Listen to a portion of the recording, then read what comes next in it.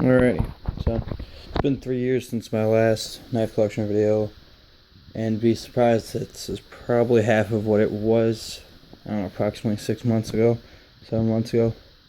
Yeah, it shrank, and building it back up again. There's nothing here really custom or really expensive, there's just random knives here. I'm more into folders, trying to build back up my folders. Recently I came into probably about 12 new folders, so I'm still trying to test them all out and be able to get some reviews out because I'm giving the YouTube whack again. Got into a different job, got way more free time. So let's start off with let's go left to right. Nothing interesting here. You only just fillet knife, and you got your basic Winchester, River's Edge, just a multi-tool Swiss Army knives, a couple of cheap knockoffs. Actually, this is quite interesting. I'm probably not gonna be able to focus that.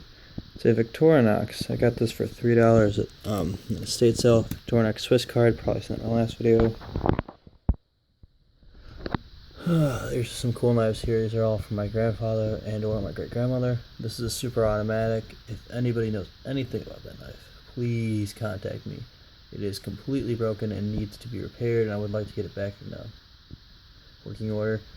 These are all older knives, Imperial. There's one K-bar in here. Old knives, an old Schrade. This is the old K-bar, I believe. If I can get it to focus. I think that's the old Imperial. That's the old Imperial. One of these is the old K-bar. This one, I believe, right there. That's the old K-bar. Those are all from my grandfather when he passed away. These two small ones are from, or these three tiny little tiny ones from my grandmother. These are all cheap flea market knives. I don't want to go through them. And if you see there's a Gerber right there, I call it cheap because it failed on me while I was using it. The spring and the lock completely gave out. The only knife worth anything, this whole pile, is probably that Pakistani buck reproduction, or buck style reproduction lockback. That was a fishing knife for a while. Let's see. Back there you got the Camillus Carnivore. You have the Gerber Gator and the Sog Safari. I got the Sog Safari for $17. That's probably one of the... I took that out and beat on it to hell. So that will be a review.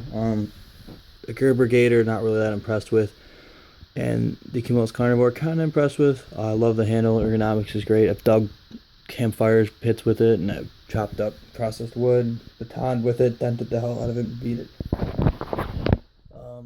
Cheap knife, flea market knife, big Bowie, just because I wanted it.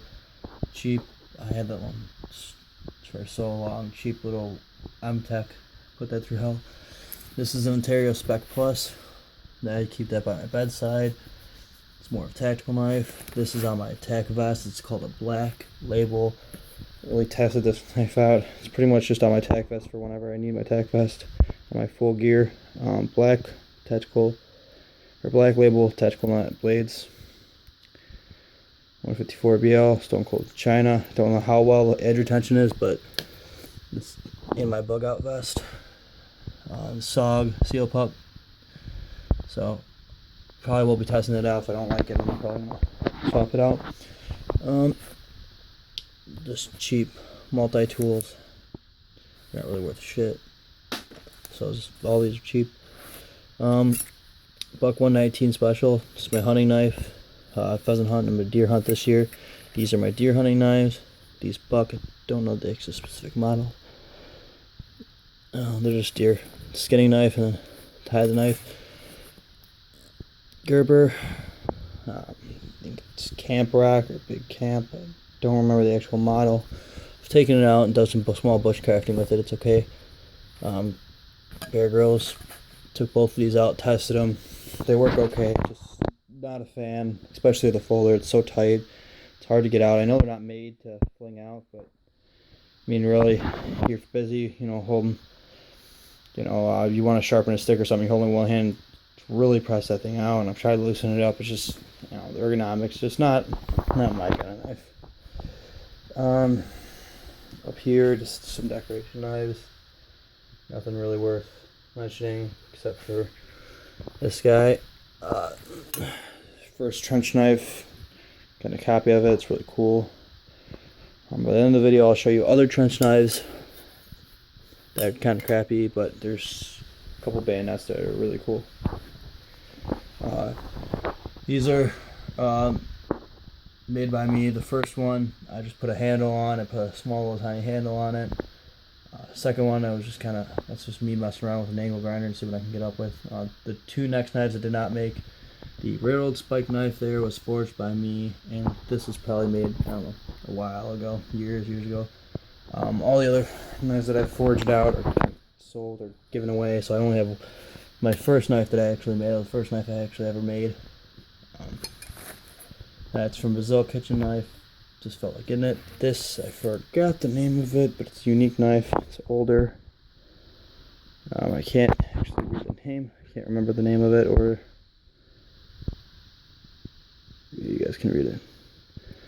I've actually done nothing to the knife, just these knives I actually just came into a little while ago, like a couple months ago. Haven't gone through them. Just bought them when I saw them. These are all from garage sales and stuff. This is a Japanese combat knife. This is one I've had for a little while. Tell you what, the Japanese knew how to make a combat knife. Get that thing in your hands, so ergonomic. Don't know what this one is. It's a, cannot read it, haven't cleaned it up or anything. I've been torn between getting cleaned up. This one I have messed with. This is a Jordan. Let's see, sorry. Trying to do both the handle. Focus.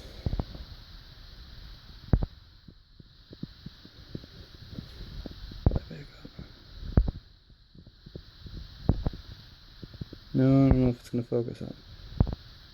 There we go. Made in Germany. If you notice, it's kind of a weird blade on there. It's because the blade used to extend out to here. It was more of a clip point. But what happened was I cracked it. So I've had to re-grind it down on my sander. Give it a new blade shape and sharpen the edge of it. And then it's fairly sharp. I think this is an Imperial. Yep, it's an Imperial I haven't cleaned up yet. But, you know, if you clean it up and sharpen it, might be a good knife. This is a Swedish knife. They also damaged this blade, so I had to grind the whole thing down. I repolished it. Redid this knife. You know, all the metal furniture is polished. Haven't done anything to the handle yet. Kind of want to keep the handle original.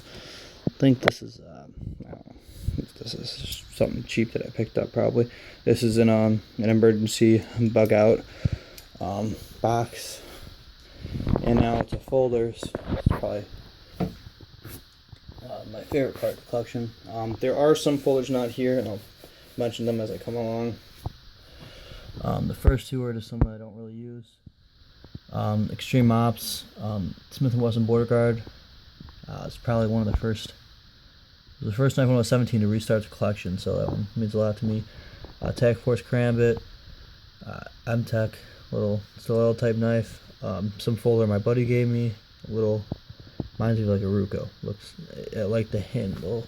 If you could take this in the light, you can see how well decorated that wood grain is. All these different colors. It's actually not that bad of a knife. It was part of my UC for a little while. I like to carry from time to time these lockbacks. For work, I work in the trade, so it's a lot easier for me. Buck Bones, 3 Buck 110s, an older Buck 110 from the 80s. Newer Buck 110, and a 50th, this one's probably 50th anniversary Buck USA. This one only came out of the case to show you. This one I just came into. I'm not sure. I threw it on the wire reel and it kind of dulled it down, but I brightened it back up with the 000.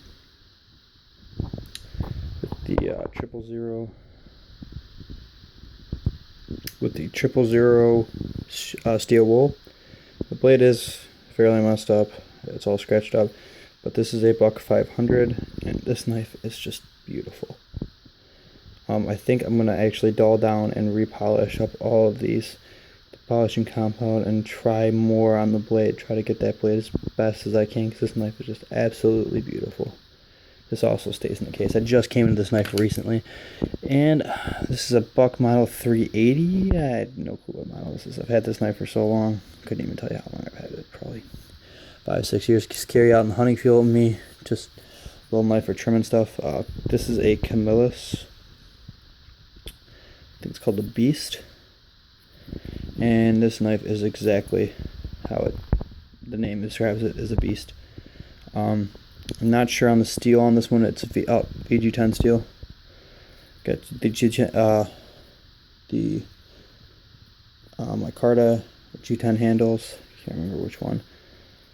And it's a healthy knife. This is news to me. This knife is one of the newer knives I've came into. It's called Coast. I actually, the guy that I buy my knives from, aftermarket, he had this knife and I wasn't sure about it. I bought it just to basically test it out, and I haven't really got to test it out, but the ergonomics are crazily nice. Lockup is really nice. Forgive me, I'm not left-handed here. Yeah, I'm not left-handed, but believe me when I say it's smooth. It's called a Coast. The model, I believe. Oops. See, not left-handed. Let's see. Get that in the light for you. I don't know if it's going to pick that up. The model is an FX350, and it has the frame lock on it, G10 on one side, and titanium on the other. Not a bad knife. Switch hands. Next we got the SOG Fielder. Nice knife. Pocket clip bent the shit on me, and you'll see that a lot of these bent from getting in and out of vehicles. So there's a SOG Fielder. SOG Magnetic. It's an okay